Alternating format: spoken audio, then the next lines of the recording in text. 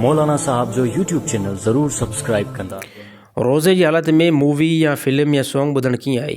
अच्छा, हिकिड़ी ॻाल्हि जेको आहे ज़हन में रखिजे त जेके शयूं रमज़ान खां पहिरियां अल्लाह ताला हराम कयूं ऐं शरीयत वास्ते सां जेके हराम आहिनि, मसलन तौरु मूवी ॾिसणु, गाना ॿुधणु ऐं फिल्म ॾिसणु, इहे सभु जेके शयूं आहिनि रमज़ान खां पहिरियां बि जेको आहे इन्हनि खे ॾिसणु नाजाइज़ आहे। रही ॻाल्हि इहा त मुस्लमान सभ खां पहिरियां इन ॻाल्हि ते सोच वीचार करे, जंहिं अल्लाह ताला रोज़ो फ़र्ज़ु कयो आहे उन अल्लाह ताला रोज़े जे अंदरि जेके शयूं हलाल आहिनि न, अल्लाह ताला उहे शयूं बि बंदे मथां फ़िलहालु कुझु टाइम जे लाइ हराम करे छॾियूं आहिनि।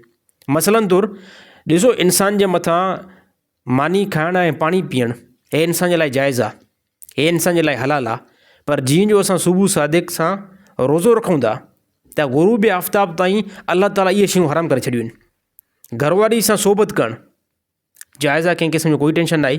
बाक़ी रमज़ान जीअं जो अची थो वञे त अल्लाह ताला इहो हुकुम ॾिनो त रोज़े रखण खां वठी करे रोज़े खे इफ़्तार करण ताईं घरवारीअ जी तरफ़ न वञो। त हर हिकु मुस्लमान आकिल बालिग़ इन ॻाल्हि खां चङी तरह सम्झी सघे थो त जेके शयूं अल्लाह ताला जेके शयूं हलाल आहिनि अल्लाह ताला उन खां बि रोके थो त मूवी ॾिसणु, गाना ॿुधणु, फिल्म ॾिसणु, हे सभु शयूं रमज़ान खां पहिरियां बि ॾिसणु ग़लति हुयूं, रमज़ान खां पहिरियां ॾिसण बि नाजाइज़ हुयूं। त रमज़ान में रोज़े जी हालत में तव्हां मूवी कीअं था ॾिसो, रमज़ान में रोज़े जी हालत में तव्हां गाना कीअं था ॿुधो।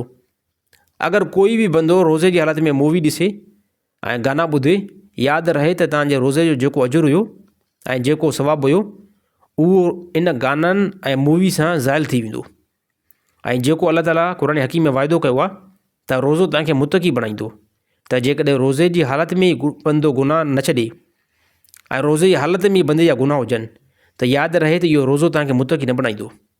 रमज़ान खां बाद में वरी तव्हांजा उहे गुनाहनि जा कम हूंदा। त अल्लाह ताला हिकिड़ो मुबारक महीनो ॾिनो आहे, इन महीने जे अंदरि बंदो मासियत खां, गुनाहनि खां ऐं फ़िस्क़ ऐं फुजूर खां बची वञे।